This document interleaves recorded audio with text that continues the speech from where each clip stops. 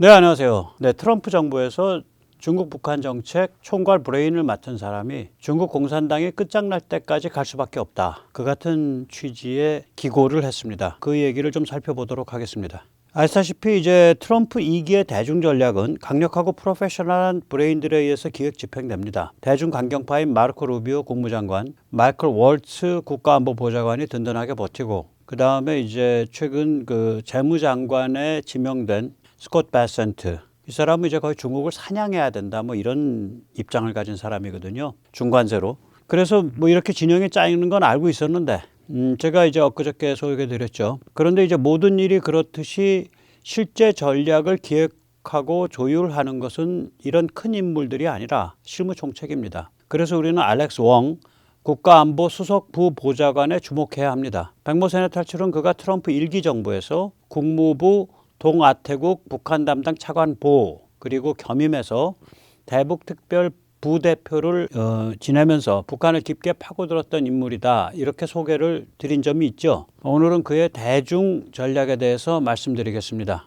그는 지난 10월 16일 트럼프 진영의 핵심 브레인 집단 중에 하나인 허슨 연구소, 허슨 인스티튜트의 미중 경쟁, 엔드게임, 즉 막판 게임 논쟁을 어떻게 진행해야 하나, Competition with China, Debating the Endgame 이라는 에세이를 기고했었습니다. 한 달 전쯤의 기고죠. 따끈따끈합니다. 여기서 잠시 엔드게임, 막판 게임 논쟁이 무엇인지 말씀드리겠습니다. 지난 1, 2년 동안 미국의 글로벌 군사지정학 학자 전문가들 사이에선 미중 대립의 최종 목표를 어떻게 설정해야 하나, 중국 공산당이 없어지는 상태, 끝장내기인가, 아니면 중국 공산당과 타협하는 상태, 함께 살기인가, 이것에 관한 논쟁이 진행되어 왔었습니다. 이를 엔드게임 논쟁이라 부릅니다. CSIS 같은 경우에는 이 엔드게임 논쟁집을 한 책 한 권 분량으로 냈어요. 그거 공짜로 다운로드 받거든요. 예. 이 알렉스 웡은 엔드게임의 최종 목표는 미국이 선택하는 것이 아니다, 중국 공산당이 이미 선택해 놨다, 이런 통찰 깊은 주장을 합니다. 그에 따르면 중국 공산당이 중국 인민에 대해 체제 정통성, 이걸 정치학에서는 레지티머스라고 부릅니다. 체제 정통성을 세뇌하는 방식이 매우 독특하다는 겁니다. 이제까지 중국 공산당의 체제 정통성 강화 작업은 알려지기로는 잘 살게 만들어주니까 정치에 관심 끄고 자유 같은 것은 뭐 생각하지도 마, 공산당 지배를 받아들여, 이런 식으로 알려져 왔습니다. 다시 말해서 중국 인민이 경제적 혜택, economic benefit을 얻기 위해서 정치적 비용, political cost, 즉 다시 말해서 자유를 포기하고 개인됨을 포기하는 것, 이것을 지불한다라고 알려져 왔습니다. 통상 그렇게들 말합니다.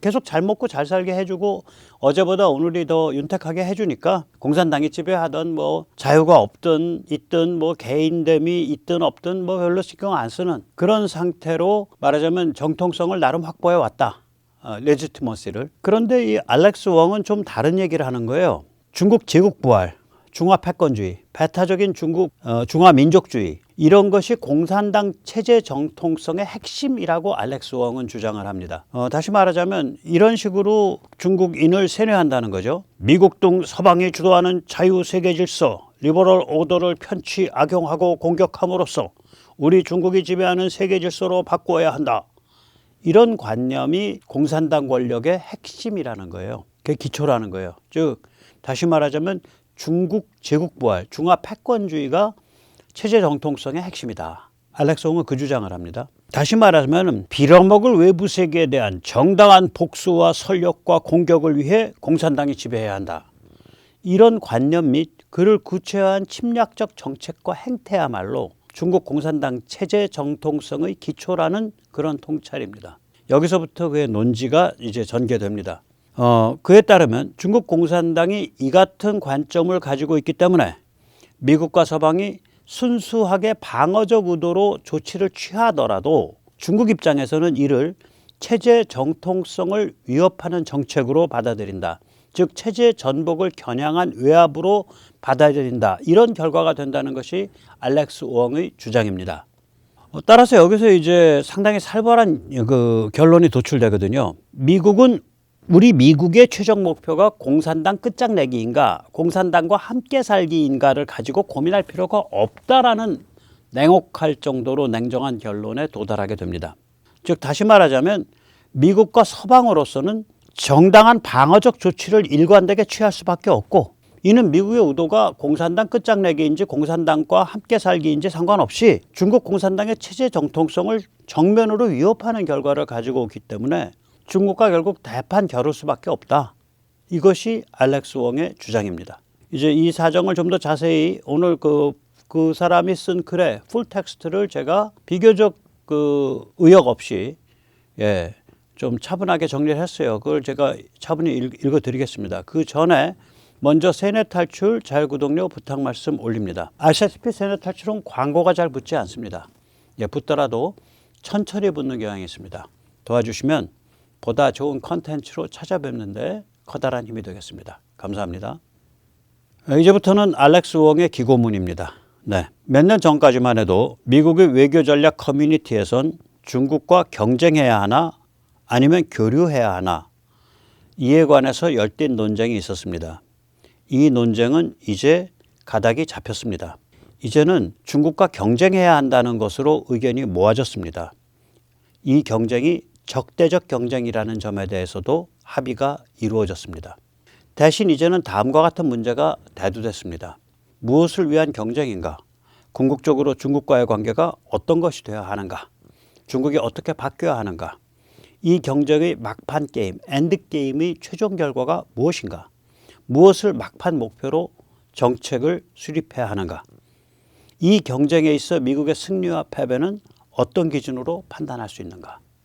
이를 엔드게임, 막판 게임에 관한 논쟁이라 부릅니다. 막판에 관해 어떠한 최종 목표를 설정하고 중국과 경쟁할 것인가 라는 문제이죠.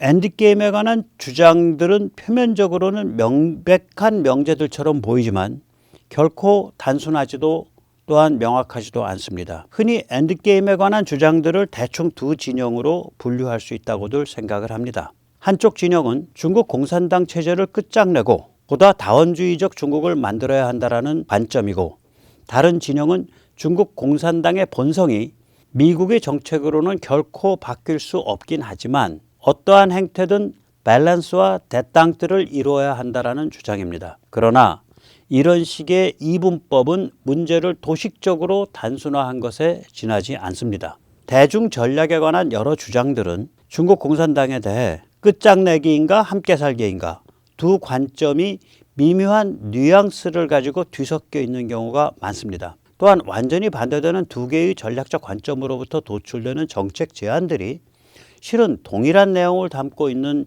경우가 많습니다. 전략적 관점이 끝장내기이든 함께 살기이든 정책 차원에서는 1. 미국의 군비를 증강해야 한다. 2. 동맹에 의한 방위 협력을 더 끌어내야 한다. 3. 대중 기술 투자 제한을 해야 된다. 4. 공급망 사슬을 강화해야 한다. 5. 중국의 영향력 침투 공작을 무력화해야 한다. 6. 중국의 독재적 대량학살적 지배체제를 폭로해야 한다. 이러한 것들을 공통적으로 주장을 합니다. 관점을 뭘 갖고 있더라도. 정책 차원의 주장만으로는 그 밑에 깔려있는 엔드게임, 막판 게임에 관한 전략적 관점이 끝장내기인지 아니면 함께 살기인지 구별하는 것이 사실상 불가능합니다. 엔드게임, 막판 게임의 최종 목표에 관한 논의가 이렇게 뒤죽박죽 상태인 것은 전문가들 혹은 정책 결정자들의 머리와 재주가 부족하기 때문이 아닙니다. 다음과 같은 진실에 주목해야 합니다. 엔드게임, 막판 게임의 최종 목표는 미국이 정하기 전에 이미 중국 공산당의 전략적 선택에 의해 정해져 있다라는 진실입니다. 미국이 중국과 함께 살기를 택하든 끝장내기를 택하든 중국 공산당은 나날이 체제 정통성 위기에 시달리게 됩니다. 그 위기가 나날이 깊어지고 있습니다.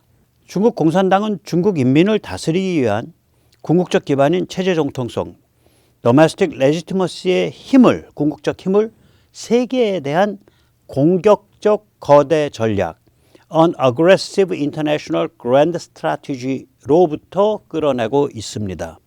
백모의 해석을 붙이자면 공산당이 중국을 세계 지배 울트라 슈퍼 파워로 이끌고 있다.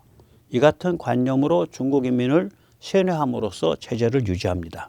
통상 한 국가의 국내 정책과 외교 정책은 서로 깊게 엮여 있기 때문에 어디까지가 국내 정책이고 어디서부터 외교 정책인지 구분하기 어렵습니다.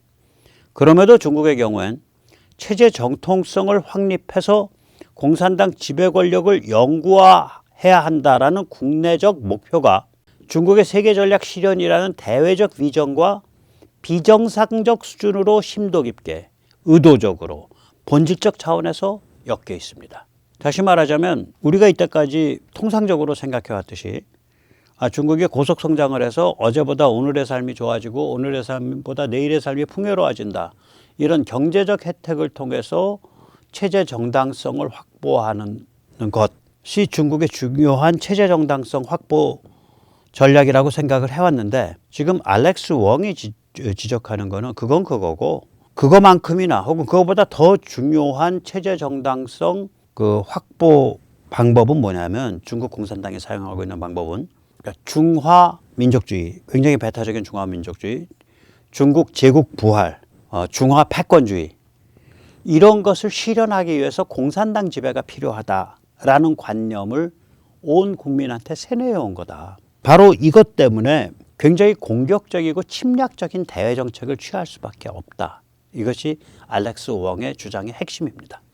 중국 공산당은 중상주의적 무역 정책을 통한 대규모 무역 흑자, 외국인 투자 및 기술 혁신, 그 기술이 외국에서 훔쳐온 것이든 받아온 것이든 간에 이것에 의한 초고속 혁신, 외국에 대한 강압에 의한 복종 관철, 국내의 불온 소수 집단에 대한 국제규약을 어기는 가혹한 탄압, 영토 분쟁을 통한 영토 확장, 영내에서의 군사력 증대 등 글로벌 체제에 대한 공격을 통해 공산당 체제의 정통성을 유지합니다. 글로벌 체제에 대한 정통, 글로벌 자유체제에 대한 공격을 통해 공산당 정통성을 유지하고 있다. 굉장히 깊은 통찰인 거예요. 자, 중국이 그랬을 때 지금 미국이 중국에 대립할 수밖에 없는데 자기가 살아가려면 자기 이익을 보호하려면 글로벌 자유질서를 지키려면 그럼 그게 어떻게 펼쳐질 거냐. 그 얘기를 하고 있는 거예요. 중국 공산당이라 불리는 레닌주의 체제가 자유로운 국제 질서 속에서 유지되지 말란 법은 없습니다. 그럼에도 중국 공산당은 자유로운 국제 질서를 파괴함으로써 자신의 지배 체제를 유지하는 전략을 택했습니다. 이제 그 위험 수준은 점점 더 높아지고 있습니다. 자기 체제의 정당성을 글로벌 자유질서의 자유체제에 대한 그 파괴에 자기 체제 정당성의 뿌리를 뒀다 이거예요. 체제 정통성의 뿌리를 뒀다 이거예요.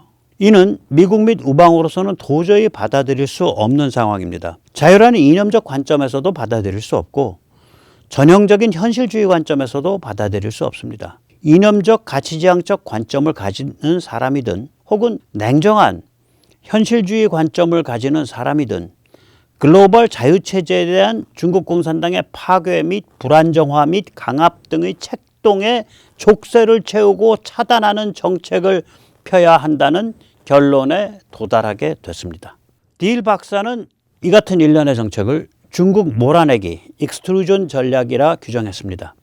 중국 공산당의 파괴 행위에 대응하는 한편 우리의 이익을 지켜내기 위해 중국 몰아내기, 익스트루전 전략을 택하면 중국 공산당은 국내에서 체제 정통성, 레지티머시가 약화될 수밖에 없습니다. 미국의 의도가 중국 공산당의 체제 정통성 위기를 목표하는 것이든 목표하지 않는 것이든 현실적인 결과는 그렇게 나타날 수밖에 없는 것입니다. 이게 이제 그 알렉스 웡의 통찰 주장이에요. 여기서 잠시 제가 딜 박사, 닥터 딜 그래가지고 이 사람이 누구야 해서 구글을 아무리 뒤져도 안 나와요. 그래서 아마 저 이제 추정이에요. 혹시 이거 아시는 분은 댓글에 좀 써주세요. 군사지정학 쪽에서 혹은 뭐 어떤 일부 학계에서 이름을 거론할 수 없는 소스를 인용을 할 때 그 뭐 아무개 박사에 의하면 이런 뜻에서 닥터 딜이라고 쓴 것 같아요. 뭐 first name도 없고 그러니까 이름도 없고 성만 닥터 딜. 딜이 좀 이상한 성이잖아요. 예를 들어서 우리가 이제 영어에서 이제 신원이 밝혀지지 않은 변사 시체 그러면 남자다 그러면 미스터 존 도우라 그러고 여자다 그러면 제인 도우라 그러거든요. 제인 도우. 마찬가지로 아마 그런 거 아닌가라고 추정을 하는데 제가 이게 이런 경험이 처음이라 혹시 이런 사정을 아시는 분이 있으면 좀 아래 코멘트를 좀 부탁드립니다. 네. 미국의 입장에서는 자신과 우방을 보호하기 위한 조치를 취하는 것이지만 중국 공산당에게는 자신의 지배를 정당화하기 위해 중국인들에게 떠버려온 중화 패권주의에 대한 의도적 도발이 되는 것입니다. 그러니까 미국은 국제 질서를 지키기 위해서, 국제 안보를 지키기 위해서, 또 미국의 이익을 지키기 위해서 어떤 조치를 취하는데, 중국 입장에서는 이때까지 중국 인민들한테 떠들어온 중화 패권주의를 공격하는 것이 되는 거죠. 예?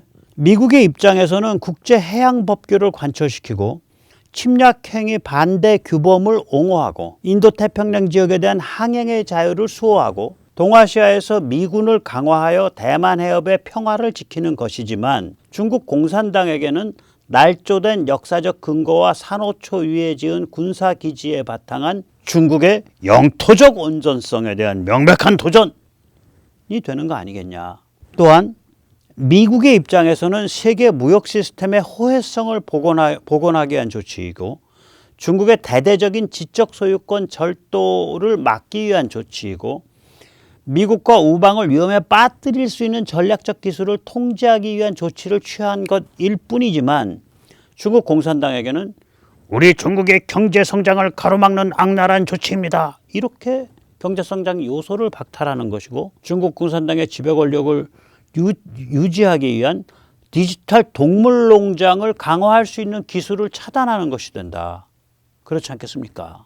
미국이 중국 공산당 끝장내기를 목표로 삼는 것이 아닙니다. 미국의 정책과 조치들은 자유체제 속에서의 안보, 자유, 번영을 지켜내기 위한 방어에 해당할 뿐입니다. 그럼에도 중국 공산당 자신이 글로벌 자유체제 및 미국 경제를 착취 악용하고 그것을 적으로 삼고 있기 때문에 미국의 의도가 중국 공산당 끝장내기이든 아니든 미국의 합리적 대응 자체가 중국 공산당 체제의 정통성, 레지티머시 위기를 불러일으키게 됩니다.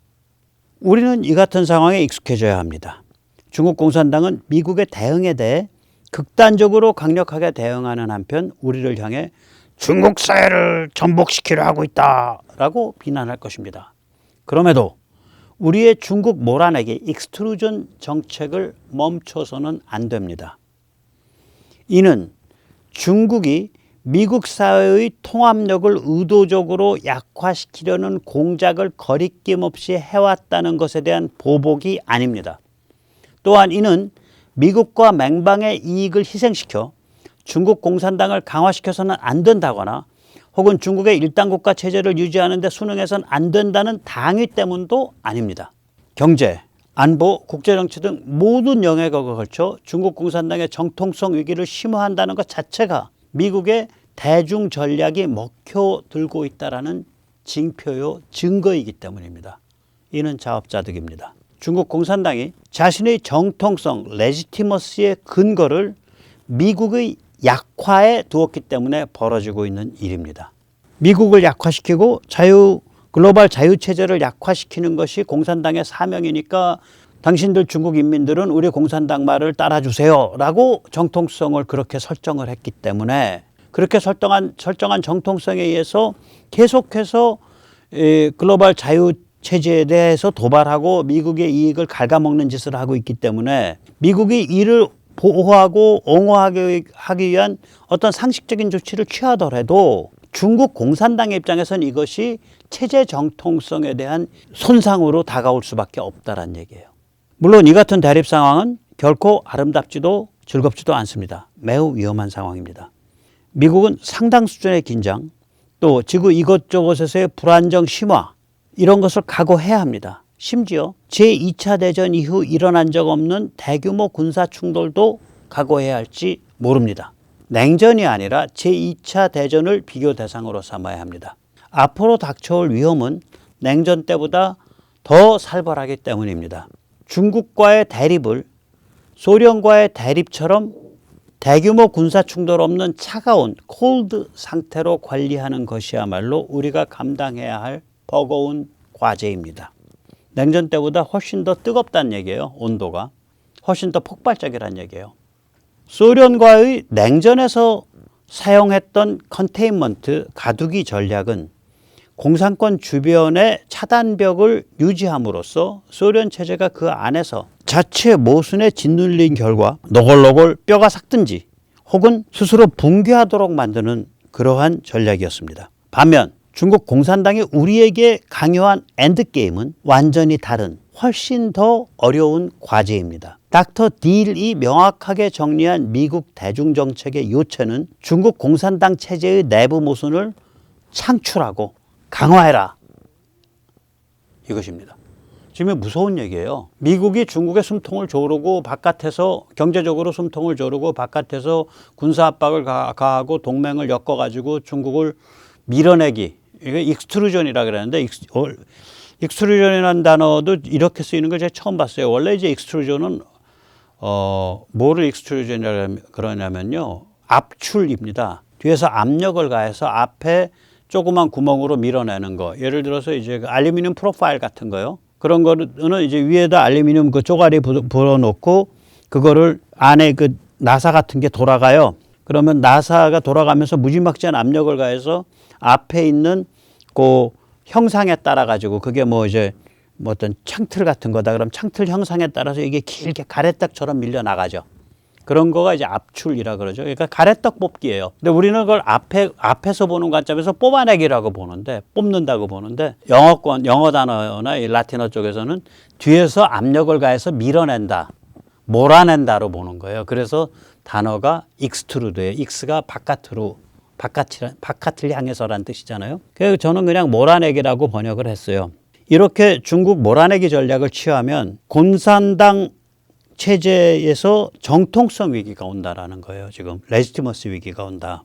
그것을 미국이 정책 목표로 삼아야 되고, 그 정통성 위기가 높아질수록 미국의 정책이 먹혀들고 있다라고 판단해야 된다는 거예요. 그러니까 무시무시한 정책이에요. 그러니까 우리는 아무튼 원칙대로 밀어붙일 테니까 공산당 체제가 빠개지든 말든 그건 네가 알아서 해.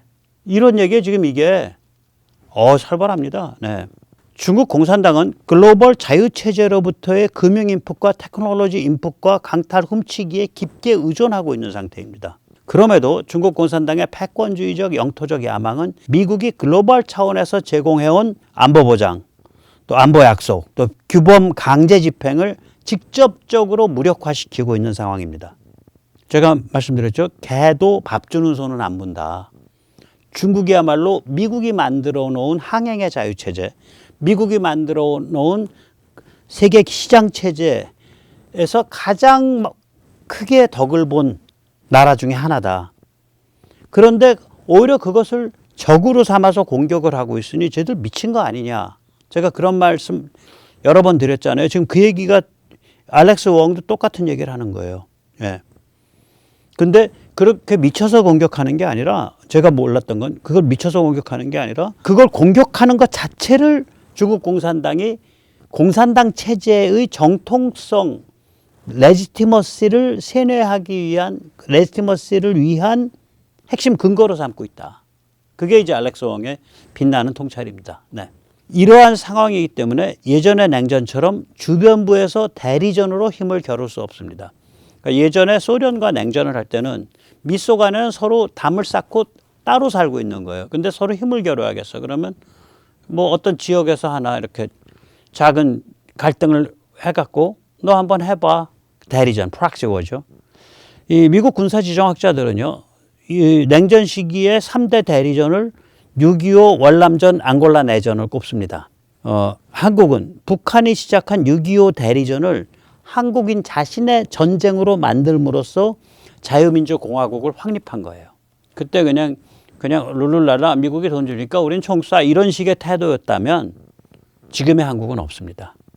그걸 우리의 전쟁으로 내재화시킨 거예요. 우리의 반공으로. 그걸 내재화 못 시켰기 때문에 월남은 망한 거고. 네. 대리전이 불가능하기 때문에 중국 공산당은 미국의 정책을 중국에 대한 직접적 위협으로 받아들이게 됩니다. 그래서 중국 자신이 군사 침략을 포함한 보다 직접적 행위를 취하는 방안을 고려할 수밖에 없게 될 겁니다. 굉장히 심각한 얘기를 하고 있죠. 네. 엔드게임.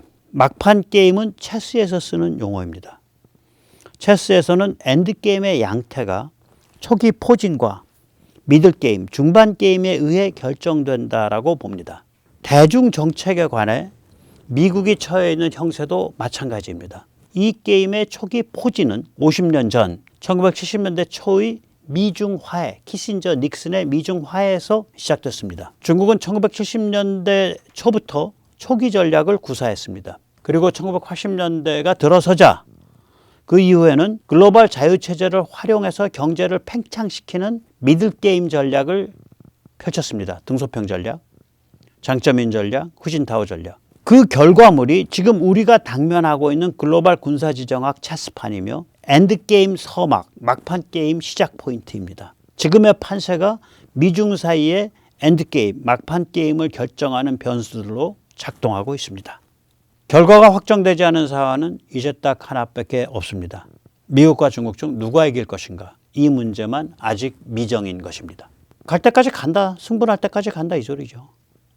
살벌한 문건입니다. 저는 이거 보고서 야, 이렇게 살벌한 아주 이 사람 이제 그 뭐 둘 다 아이비리그죠. 예, 유펜도 아이비리그고 유니버시티 펜실베니아 거기서 학부를 마치고 하버드에서 법학을 전공한 사람인데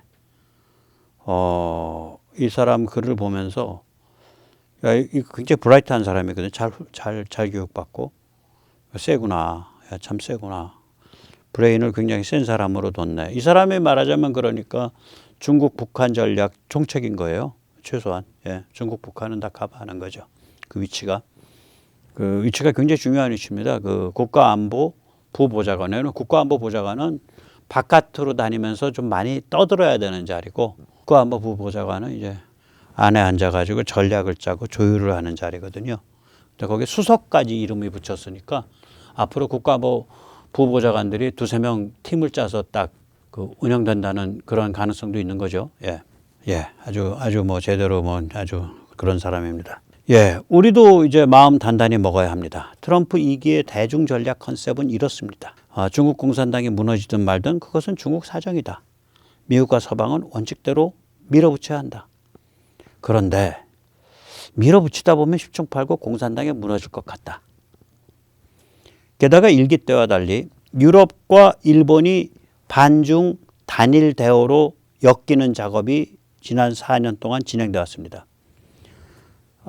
아시겠지만은 독일은 우크라이나 전쟁 직전까지 러시아에서 석유와 가스를 수입하는데 온 국군을 바쳤습니다. 우크라이나 전쟁 터지니까 땅 좀 잘라주고 빨리 평화해야 된다고 처음에 그런 개소리까지 했었습니다. 독일은. 프랑스도 처음에 그 소리 했잖아요.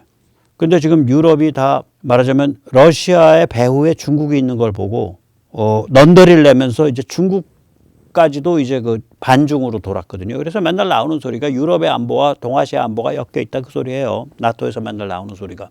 또 일본도 역시 아베 때나 이럴 때만 해도 말로만 무슨 뭐 원점 타격 능력, 반격 능력 이랬지 실제로 그게 충분치 않았는데 이제 그 일본의 GDP의 2%까지 이제 저 국방비를 올리는 거가 진행되면서 실제로 반중 전선의 맨 앞에 이제 끌려 나왔다 그럴까 뭐 아무튼 참여하게 됐어요. 그래서 이제 중국이 북한, 이란을 끌어들이고 러시아를 지원함으로써 크링크 단일 대오, 중러, 이란, 북한 단일 대오가 형성됐기에 당연히 유럽도 또 일본도 같이 끼어들 수밖에 없어요. 이 살벌하고 위험천만한 시절이 오히려 북한 자유화를 위한 기회, 민족 동질화를 위한 찬스입니다. 대북 정책은 거듭 말씀드리지만 대중 정책의 부분 집합이기 때문에 그렇습니다. 한국 사회에서 저렇게 종중, 종북, 친중, 친북이 날뛰었던 거는 미국이 아까 미중 화해부터 시작해서 이제 점점 더 물러나기 시작을 해서 1970년 초에 70년대 초에 드디어는 카터 말년에 이제 미중 수교가 되고 79년에 80년대부터는 이제 아주 그냥 아버지 부시 때 그 80년대 그러니까 80년대 말 아버지 부시 때부터는 그냥 내노라 하는 그런 그 친중 하이퍼 글로벌라이제이션이죠. 친중 글로벌라이제이션으로 확 치달아 버리니까 한국에서도 종중, 친중, 종북, 친북이 시대의 대세가 되는 거예요. 그게 뭐 짧게 잡아도 저기 천안문 학살 유야무야 넘어간 1989년부터만 잡아도 대개 뭐 우크라 전쟁까지, 윤석열 정부 등장까지, 그러니까 우리는 시기가 같은데, 한 2, 3년 되는 거죠. 그 세월이. 예. 그래서 우리 지식층이나 종교계 뭐 이런 데들이 많이 망가져 있는 거예요. 언론계나. 네. 그렇게 이 대북 정책이라는 건, 미국의 대북 정책은 미국의 대중 정책의 한 부분 집합이 되는 거고, 예, 그 대중 정책이 친중 글로벌레이제이션으로 가면 한국은 방향 감각을 상실했던 거예요. 방향 감각 유지하기가 정말 힘들어요. 그러면. 그리고 한국 사회에서 종중 종북이 날뛸 수밖에 없죠. 예, 그런 의미에서 지금 미국이 이렇게 딱 제대로 된 미중 대립 구도로 나가고 있죠. 굉장히 위험하지만 지금 여기서 보듯이 위험한 일이에요. 예. 그러나 그런 위험 속에서 우리의 정신 지평이 정상화되는 거죠. 그래서 이제 그 종중, 친중, 색깔이 분명한 정당, 정치 세력, 인맥, 쟤들 죽은 겁니다. 쟤들 끝난 거예요. 오늘 여기까지 모시겠습니다. 감사합니다.